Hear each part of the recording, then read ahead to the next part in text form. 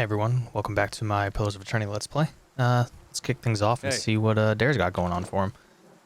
I should see his inventory first. So he's got Saint's War Armor. Damage reduction 7, Pierce Proofed?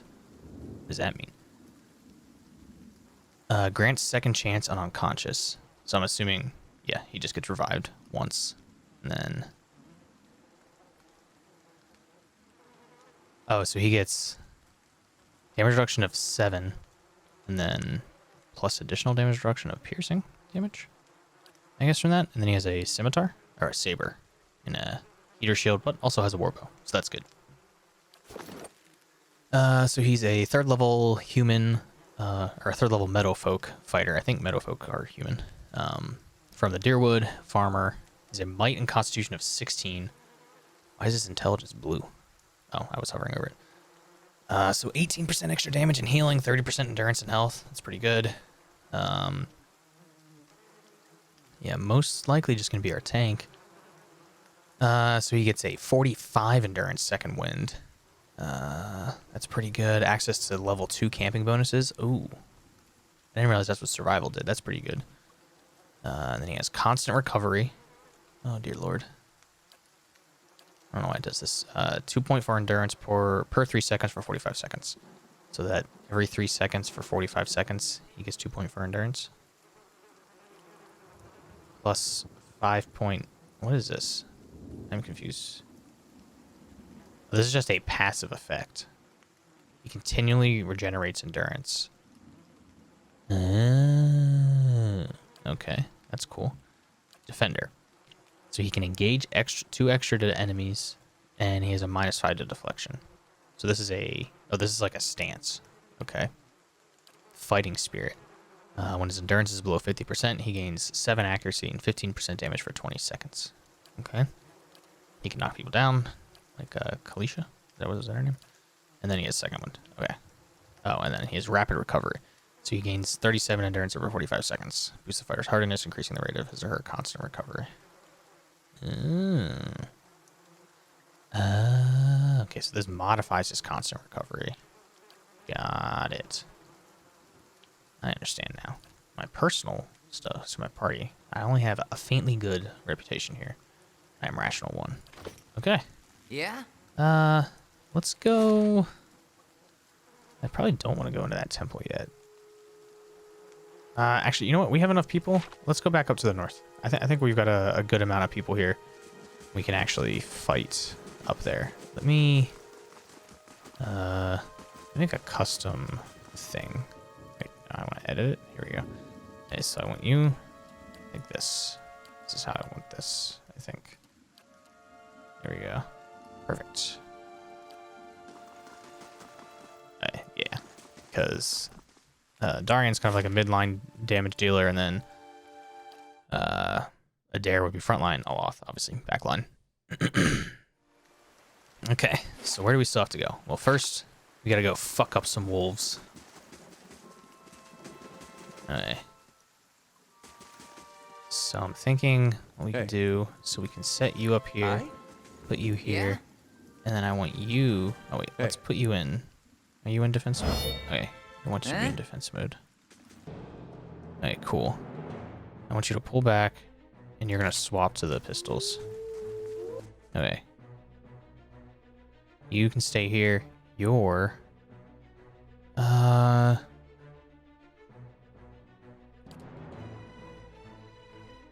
We'll wait until they come into range to do that, but in the meantime, you can blinding strike this back wolf. Okay. Now, you can use your grimoire. Okay, now, swap there, go in on that wolf. That wolf's almost dead. Knock him down.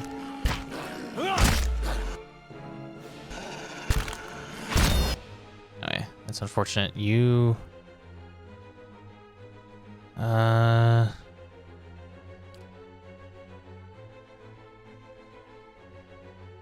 don't. There we go. That should work. Okay, now just attack that wolf. You keep attacking him. Attack this one.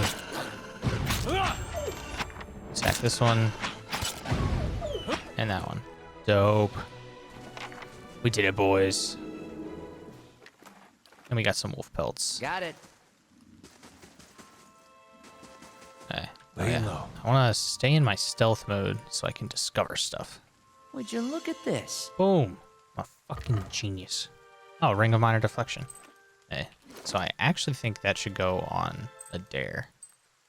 Because he's going to be our tank. So, yeah. Okay. These age walls appears to have once encircled this entire glade. Only a small fragment remains, and the stairs leading to the top of the structure have crumbled away. Examine more closely. The heavy bricks are slick with moss, presenting a hindrance to climbing, but the stones themselves seem sturdy enough. Given the right tools, one might easily reach the top. Scale the wall. Adair's gonna climb up, for sure. Adair finds a handhold upon one of the large stones and starts to climb. Despite a few loose rocks and awkward angles, Adair makes a swift progress and arrives quickly at the top of the wall. Once there, Adair helps you up and over on the side. Loot. Ooh. Dexterity +2? And I already have the maximum number of camping supplies. So I could probably come back here and get more camping supplies if I need to. But so those... Where'd the gloves go? Fuck. Here we go. Yeah. This... Can I just, like, drag and drop stuff into the stash? Okay, dope. This will be easier. Real quick, just let me just clear up some room. Oh, you should have that. Actually, want to give the rapier to Adarian. I think I want to have him like dual wielding rapiers because I think that's something he can do. There you go. Hey, you get that? This is whatever. That's whatever. Whatever. Okay, this. Okay. Though never as famed as he would like to claim, Valian the Explorer Fulvano. The Valian Explorer Fulvano was known as an eccentric who wished to see the world. Where possible, he traveled by foot to gain locals' appreciations for the sights, sounds, and smells of the lands he passed through. In practice, however, Fulvano often claimed that his explorations proved only that the world outside of the Valian republics was a foul, smelly place that paled in comparison to his homeland. These gloves are said to have belonged to Fulvano, who often found himself in need of protection as he climbed harsh terrain or maneuvered through forests. While thick enough to provide some warmth, they are meant first and foremost to be flexible enough not to hinder delicate tasks. So these just increase my dexterity? Is that what this does? So I'll just... So I put these gloves on. Ha! Dope. But attacking even faster. That's fucking awesome. Yeah? Anything else up Keeping here? an eye out. Well, looks like his gloves didn't actually help him that much. Alright, so I'm gonna keep in mind that there's camping supplies there. Can I climb back down? Climb down. Perfect. Okay. That was easy. We already went up here. Okay, let's go over here. Got the I'll see what I can find. bear one bear to deal with. So Hey. second wind gives you endurance, right? And endurance is your lower number. Health is your total overall number. I got it. Wait, does this also have camping supplies in it? It does. Okay. Just gotta remember these things. Oh, there's another wolf.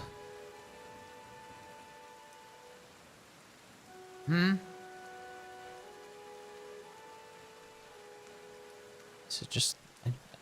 Oh. Hey, Yeah? Let's go!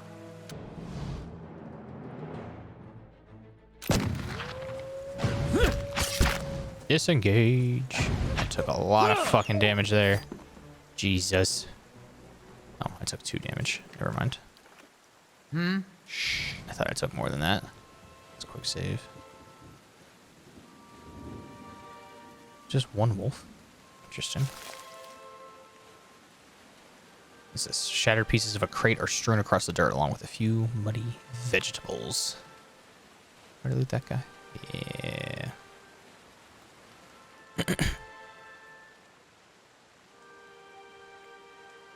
Replant. What's up here?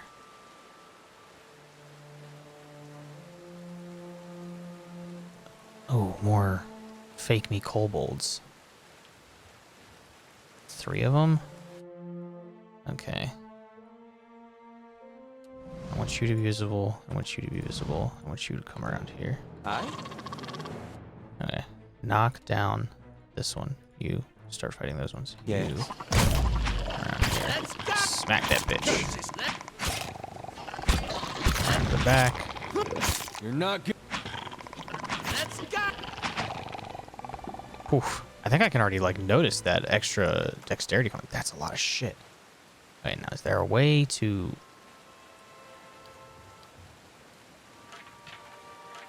Whatever. Huh? Deal with stash and stuff later. Ooh, a little hood thing. What's this? Struts and supports are large enough to be the ribs and vertebrae of a dragon? Keeping an eye out. You fucking telling Would you me look at this? these guys killed a fucking dragon? That's a lot of gems. They're so tiny. How did they do that shit?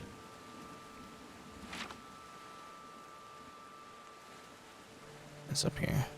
Oh, that's the cave. I just want to explore the rest. I think that's like the rest of the map. Undone. Yeah, let's take it down here.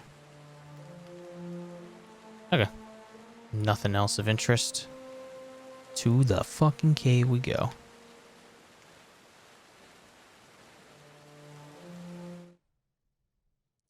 Talk like I'm old here and companion. Okay. Keeping an I was eye already out. stealthed. Alright, so there's a bear there. Let's regroup like this.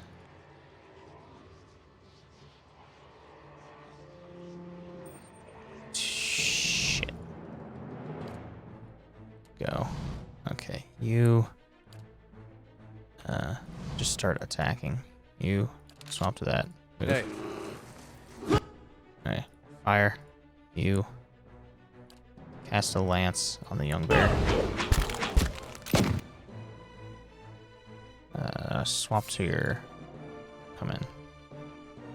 You second one yourself. Yo, Allah just one-shot that motherfucker. Come at him. Did I already blinding strike? I did.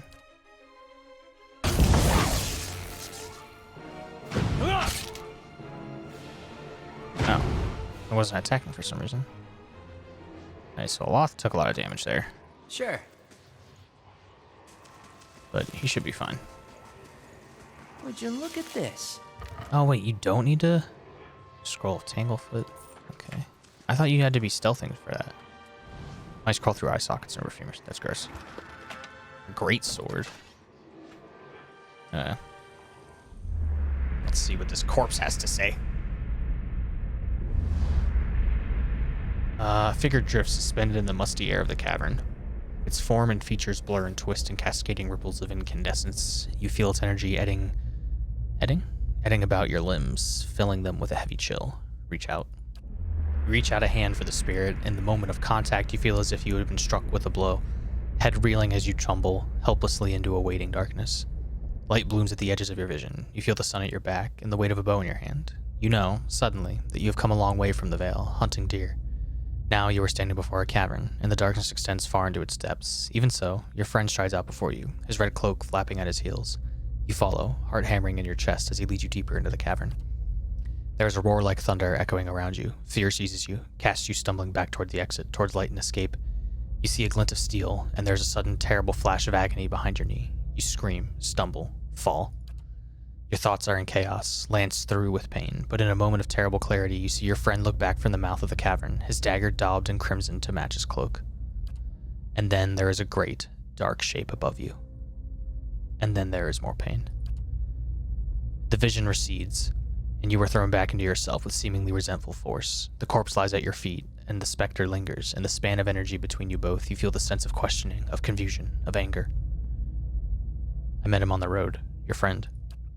A sudden lash of anger emanates from the spirit. Rage and grief seem to pour from the gleaming figure like smoke. I'll find him and see that he answers for what he's done to you. For a moment, the spirit seems to burn, bright, and your head fills with a sickly triumph. The spirit seems to weaken with the force of its own exaltation, growing fainter and fainter until you are alone once more. That fucking bastard.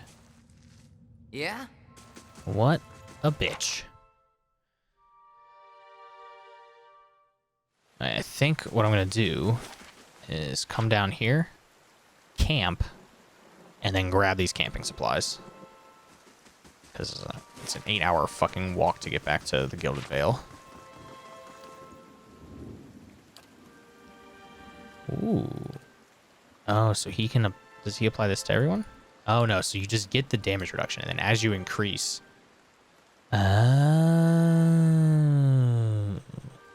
So you can get movement bonuses, accuracy bonuses, consumable durations, and damage versus flanked. So that's not bad. Rest.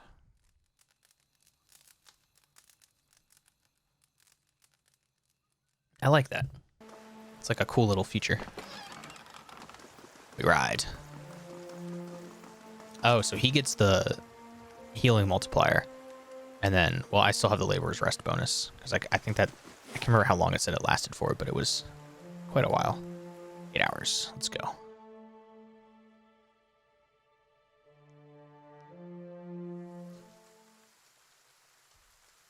Okay. It is a nice time. So we want to talk to... Naughton? Bring Adair to speak with Merrill. Oh, Vengeance from the Grave. Confront Naughton. Okay, so I gotta find Naughton. That's Ingrid. Be at the blacksmith. Or at the windmill. Or at this house. Offra. To Offra.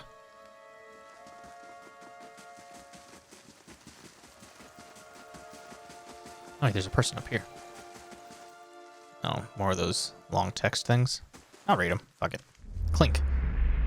You see a small group of people gathered around the ruins of a house. The destruction continues out from a single dwelling through the entire village. Not a single building stands. Rubble is scattered everywhere. One of the men in the group leans over something in the debris. It is this man, younger, barely more than a boy. The man reaches out and shakes the boy by the shoulder. The boy makes no sound and doesn't respond to the man's disturbance. The man looks up at the other members of the group and shrugs, standing to rejoin his friends. The boy suddenly sits up, his eyes wide. He scrambles backward, away from the group, looking around in horror.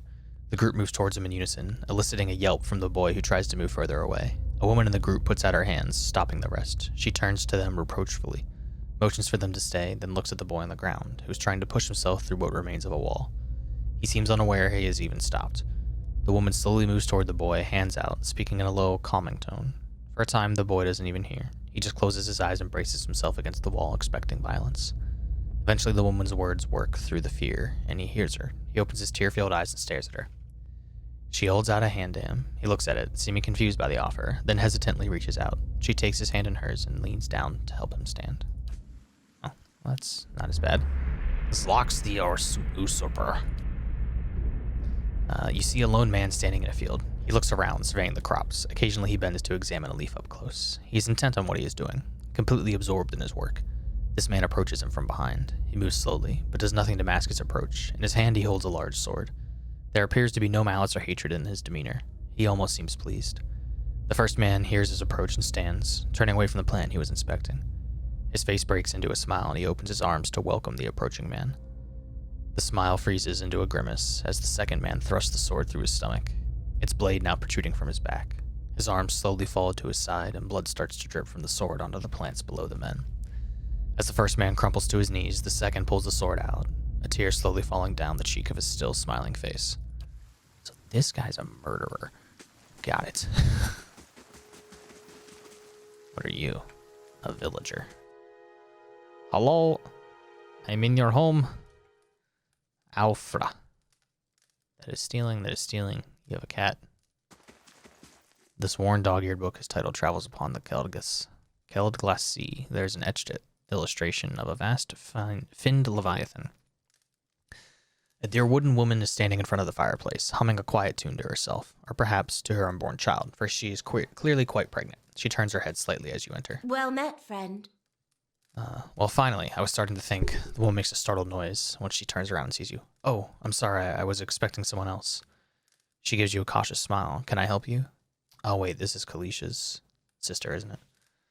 I just arrived in Guildville. I thought I'd get to know the locals. Were you with one of the caravans? She looks at you hopefully. Master Odema's by chance. I was. You knew Odema? Well, no more than most here, I'd say. He doesn't usually come this way. But they say he is a reliable old fellow. She pauses, brow furrowing. Wait, why did you say new? I'm sorry, but the caravan was attacked. I was the only one to survive. Alfra covers her mouth with a hand, eyes wide with horror. For a few moments she can manage nothing but a strangled, voiceless gasping, her eyes brimming with tears. I knew. I told her it was a dangerous path to take. Kalisha was always so certain she could take on any danger. Alfra sniffs. Oh, my poor sister. I'm sorry, stranger, I just can't believe she's gone. If only I hadn't called her here, if I hadn't written to her, she might still be alive somewhere. Kalisha mentioned that she thought you needed help. Perhaps I can provide some assistance. Alfra looks at you with some surprise before dabbing at her nose with a sleeve. It's kind of you to offer, but I don't know if I could impose this on you. It's not a small favor. I'm worried about the baby, about the legacy. I told Kalisha as much as I could, but all I know is that for a long time now, every child born in the Gilded Vale has been soulless, empty. It happened to so many mothers, and Lord Raedric, he's exiled all of them, calling it a sign of the gods' disfavor. With my Hathort gone, I don't know how I'd manage if I lost my home too. I hoped Kalisha could help me. They say Ragna, the old midwife, knows a way to prevent a child from being hollowborn, but she moved south to Anslog's Compass 2 seasons ago. The journey's too far for me. I can't make it as I am. But I don't have anyone else now with Kalisha gone. Please, can you help me? Yeah, I'll find Ragna for you. Alfra blinks, eyes wide. You will? Oh, gods bless you. Here, I'll give you coin to pay her with. You needn't be troubled yourself with that. I think it's a drink she fashions out of... Well, I'm not sure. But it shouldn't be too much of a burden to carry back.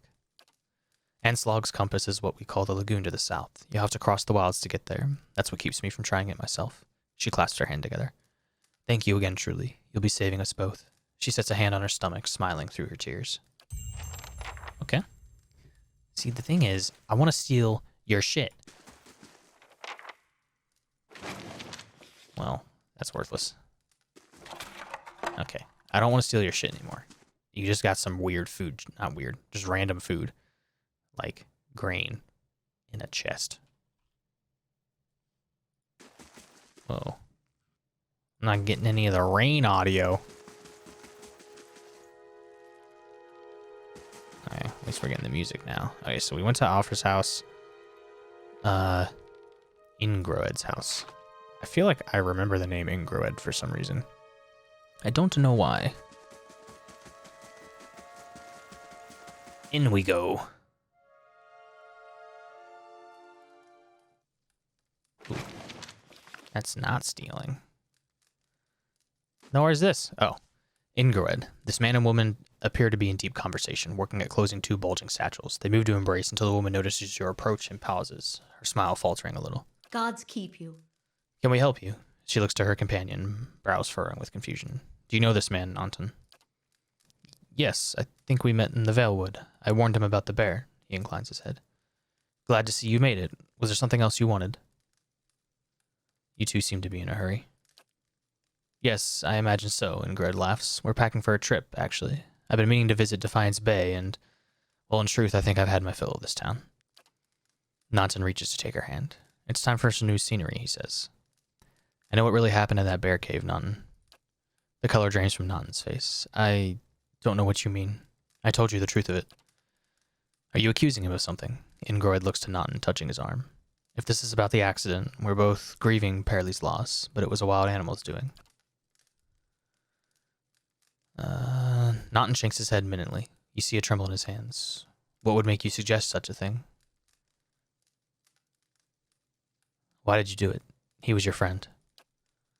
My friend? He was a cruel enough man to his friends. You didn't know him. You wouldn't defend him if you did. His hands fall to his sword belt. Naughton, wait. Ingrid raises a hand. I don't know what you saw in that cave, but this isn't what you think. Perley, my husband, he was as much of a beast as that bear.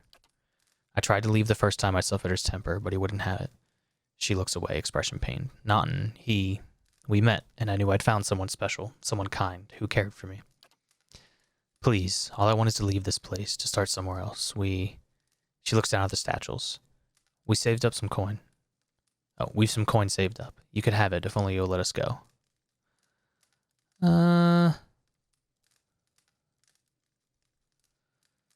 Keep the money. Use it to start your new life. I don't want to have to... I'm not going to take her money after she was getting abused. Ingrid blinks, surprised. Then, Thank you, truly. I'm glad you understand. Only here, take this at least. I hope it brings you luck. She looks to Naughton, smiling. We have a long journey ahead of us. Minor ring of deflection. Oh, another one. I wish you well on your travels, stranger. We won't forget this. So, Ingroed. I'm gonna loot the rest of your shit. This bottle of Sonreed is half empty. Nice and quiet. Ha ha ha! Oh, more camping supplies. Motherfucker. Okay.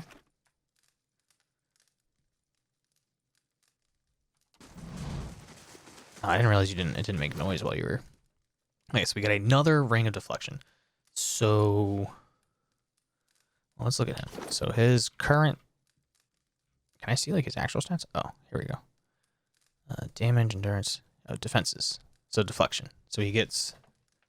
So he's at his technical base right now, which is 51, right? 30 plus 6 is 36, plus 3 is 39, plus 12, yeah, 51. Because the minus 5 from the defender, plus 5 from the regular detection. Okay, let's see if it stacks. It does not stack. Okay, so I will take that and put it on you. Oh, I don't know. I didn't need to hit character. Oh my god, my deflection's only 24. What's 1951? Well, I mean, he is the tank, so that makes sense. Okay, where to next? I think I probably want to go... Can I go down to the blacksmith? He's like right here, right? What are you? Just a villager? Yeah, I'm gonna sell some shit.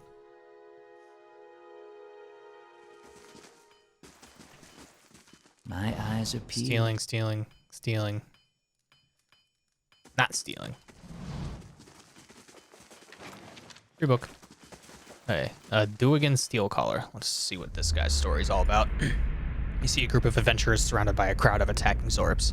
This man is with them, seemingly unconcerned by the battle, even detached from it, as he stands in the middle of his comrades chanting. His expression bordering on elation. His voice is powerful and deep, booming out across the combatants as a rich counterpoint to the chaos of their fighting. With every phase, the battlefield changes. His allies glow with a pulsing blue light, freezing the Zorps that surrounded them. A blazing pyre erupts from the ground, cutting and burning the creatures and sending them scattering. One of the fallen Zorps suddenly explodes as 3 giant grubs crawl from its corpse and attack the remaining enemies. The man continues to chant, thoroughly enthralled in the joy of the moment.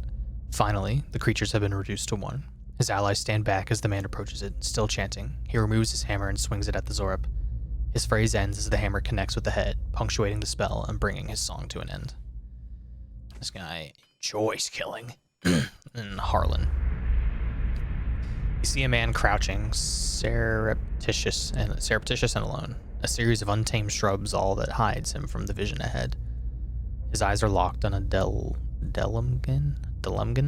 beautiful and terrible. Eyes half-lidded as she hums. A bird with fantastic blue and orange plumage sits on her shoulder, trilling gently, and the man is entranced. Trembling, tentative, he stands, and the tranquility is broken by the bird's startled squawk. The Delumgan half smiles, beckoning with twig-like fingers. Oh, so it's like a dryad? She does not speak as he approaches. His mouth is dripping sounds of awe and admiration. She waits, coy and tempting, and with agonizing slowness he is before her. Then something changes.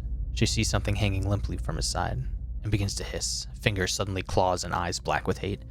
He has no time to reach for his axe or grimoire as she strikes, and just as soon as she strikes, she is gone, the only evidence of her existence that shuddering wreck on the ground. He grabs his grimoire nevertheless and begins to chant, but the words of a magical language of his own imagining, scribbled in a maniacal shorthand, ring hollow, and the silence continues unbated. He turns and shrugs at someone or something, but if there is something there, you don't see it. So this guy's crazy. Is this an Amawan? Tautana. Tautanu. Yeah, this Amawa man is of impressive build, towering above the countertop. His skin is dusky blue of the deeper oceans, and his thick arms boast corded muscle. Small ears frame a square-jawed face coated in smeared soot and arcing black tattoos alike. He offers you a bride smile as you approach. Welcome, the first new face I've seen in quite some time. What can I do for you? What do you have here? You've come to us at a strange time, I'm afraid. The stock's not what it used to be, but we have fine weapons and armor to offer yet. I'll forge right here at the Black Hammer. What happened? We just don't have the supplies. Been expecting the next delivery on a week now and haven't seen a sign of it. Have to expect they were hit by bandits. The road out east is crawling with them. One of my workers ran off with the wagon themselves, maybe to make some coin, as if that lot would dare. He's right about the bandits. The dire situation in the villages like this, and the exodus to the cities has created far too many opportunities for unscrupulous sorts. If you happen to be headed that way, maybe you can keep an eye out for a supply wagon, or my shipment at least. They'd be cutting through Black Meadow, I expect. Only good road for it. And, or as it is, most of our weapons go to His Grace, Lord Raedric. Tautanu glances at the nearby guard. And that's as it should be, but it doesn't leave much for outsiders. We just don't have the iron. I'll find your supplies. And you have my thanks. You bring the supplies back and I'll have plenty more to offer you. A discount to start. Oh, and if you find my workers, tell them to hurry it up or they can take up farming instead. I still want to sell shit to you. Ooh. Ooh, magic dagger. Oh, a stiletto. Oh, shit. Ooh. Minor ring of protection, so that increases your saving throws. A blunting belt. Oh, it gives you more damage reduction. Capable withdrawal, 15%. Oh, that would be good for me, actually. Okay. How do I sell? Can I only sell from my inventory, or can I sell from my stash? I'm just gonna sell all this shit. And all this shit. And all this shit. I'm gonna keep all this. They don't know what it could be used for. Boom, I'm rich. Oh dear God, it adds it all to his inventory. That's excessive. Still don't have enough for the stiletto. Do I have enough for the, oh, here we go. The cape? I do have enough for the cape. I could get the cape. I'm gonna get the cape. Okay, cool. Cape. Oh wait, what is this? Oh, minor cloak of protection. We'll give that to you. And then we'll put this on. There we go. Perfect. Okay. I wonder how close we are to leveling up. So we've got 2 extra quests to do now. We can go to the south and to the east. And then we still have to go up to this windmill and see what's going on there. And then we also have to make our way over to Cape Nua. Well, let's go see what's going on at the windmill. We can maybe wrap everything up here in town. Before... Oh, and then there's this temple. We could go down into the temple, too. We know there's more grain in there, Trumbull. We won't settle for scraps while you grow fat on our crops. Muffled shouting emerges from inside the mill. The first of you drunkards comes through that door gets a shot between the eyes. Gods hear me, Swainer. I'll put you down like a dog. Come away for now, lads, but we'll be back. We'll be back, Trumbull, and we'll have fair prices, or by the flame, we'll have a reckoning. Investigate the feud.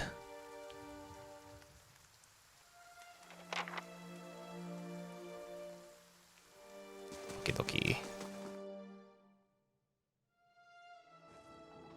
Hello, they are stacked in here. An elven man stands before you. His relatively stocky build suggests a life of labor. His face is pale and drawn, and his eyes wide. Behind him, a younger man and woman exchange worried glances. The miller raises his club as you enter. It shakes violently in his grip. Get back if you value your life. Hold on, I'm not here to hurt anyone. The miller hesitates, then lowers his club. Wait, I know you. You just came into town, right? Don't tell me Swainer's already got his claws into you. Gods, that's all I need. What was all that ruckus outside? Where to begin? Swainer's whipped them up into a froth about going on about the grain stores. Claims I've hidden away most of it. All I do with the grain is sell it. I can't create it out of thin air, and I can't hand it out for free. I pay the farmers for crops I bring in, and I sell what comes out of the mill. Most of it goes to the Black Hound on the west side of town for ale, and Swainor and his lot sure don't mind that part. You take a look at the fields on the way to town. The crop's blighted. Most of what I'm getting from the farmers. The farmer gestures the sack containers. It's gone off, rotted through. I can't pay top prices for blighted wheat, and I've barely got enough good grain to go around. Swainer's howling after things he has no right to. Seems like a pretty clean story for a messy situation. It's not. Look, Swainer's always been a rotten bastard. With stores so limited, maybe I save the good stuff for people who deserve it. Afra, for instance, she's expecting a child. Should I let her starve instead? Do the villagers know about the grain supply? Trumbull looks embarrassed. Some, the innkeeper for instance. It's better not to worry anyone. I'll be trading for supplies soon enough. We can just keep things calm until then. We'll be in the clear. Maybe I ought to go have a talk with Swainer then. The miller all but sags with relief. I'd be grateful if you did. He won't listen to me anymore, but maybe you'll have better luck. Tell him we're all having a hard time of it, and we'll all have to make some sacrifices. We'll be in your debt for it, if you can convince him. Okie dokie. Where would they be? Probably at the inn, because you said they like drinking there, right? To the inn.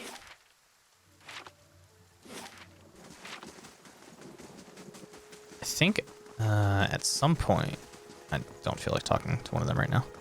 I think at some point, maybe before we go down to that temple, I can grab a companion, like a mercenary, because I think you can hire mercenaries at the inn. Oh, here's Swainor. Okay. I have a feeling this could turn south. So I'm just going to save. Gods keep you. Don't know who you are and don't much care. Keep walking. We're not here to chat with foreigners. Aelith narrows his eyes. Careful. Looks like they're cut from the same cloth of those rowdies who attacked me. Smells like it too. I saw you outside the mill. What was that about? Well, someone fancies himself a meddler, eh? What's that about? It's about Trumbull thinking he's king of the town on account he's got the mill to his name. The dwarf's jowls quiver with rage. It's about him barely giving us anything for the wheat we bring in and then cutting our purses when we need to buy grain. It's about farmers going hungry while some bastard gets rich off their crops. That's what it's fucking about. Now shove off. Trumbull says you've been threatening his family. Oh, I'd bet he has. All nobility, that Trumbull. Two big, strong kids, pure soul and all of Gilded Vale. Dwarf sneers. Coward sending out messengers to handle his business. Well, you can go and tell him we haven't had a solid meal in days on account of him. We can't afford a good drink on account of him, but we won't be bullied by some foreigner on his account.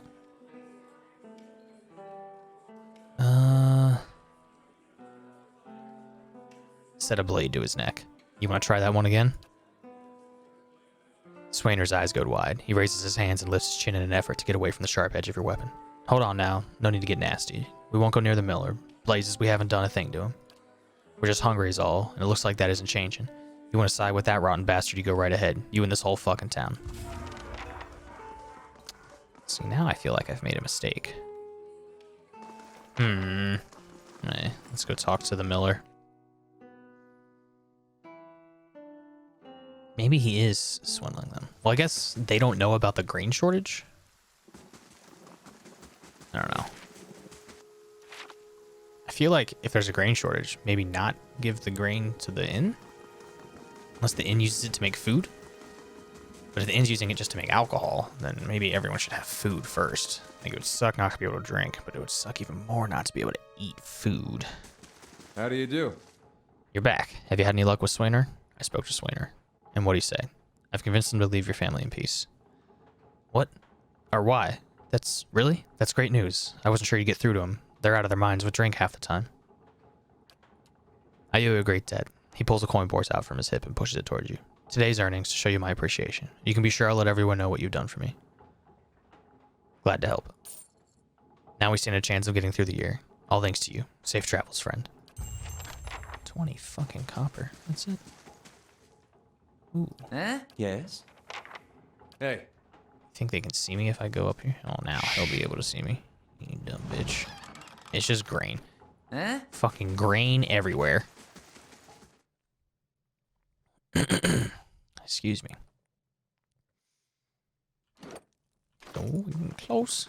1,000 more experience, which I think actually means 3,000 because it's divided evenly among the party. I'm pretty sure that's how that works. Okay, so I think I've uncovered everything in town. I just have to go into the temple.